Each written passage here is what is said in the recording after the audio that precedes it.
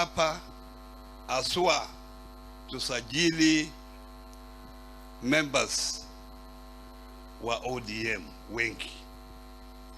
Hapa kura iliyopita wakati ule tulikuwa na wabunge wengi, tulikuwa na members wa ODM wengi, lakini hii kura iliyopita mlipigia kura Mama Fatuma, mkapigia senator na mkapigia kura rais wa wananchi Raila Amolo Odinga. Lakini mnajua kama Raila angekuwa rais, anataka majeshi katika National Assembly, katika Senate. Sasa mnapeleka mnapika kura yake, na hii kura ingine mnapika mahali pengine, na hiyo haitamsaidia akiwa rais.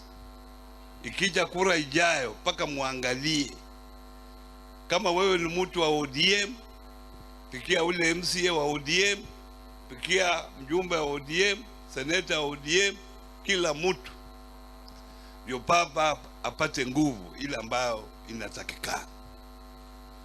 Nataka pia nichukue nafasi hii nimshukuru Mama Fatuma kwa ile kazi ambayo anafanya. Hiyo ndio mavuno ya ukatusi, pesa kutoka Nairobi kuja kusaidia wananchi mashinani. Na vile amesema yeye anapata pesa chache kabisa, ule anapata pesa mingi ni ule gavana wenu wa hapa.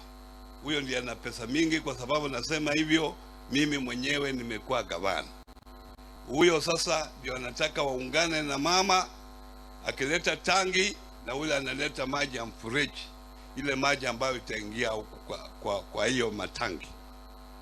Kwa sababu tumetembea kule Lamu, nimeona vile watu wako na shida aswa mambo ya maji.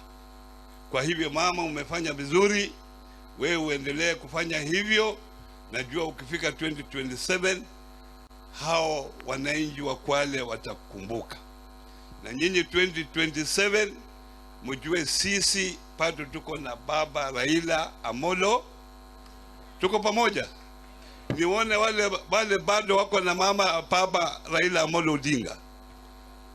Muko kule Kakamega tuna wabunge 12, wabunge constituency 12. Baina ya hizo 12, 10 na ODM.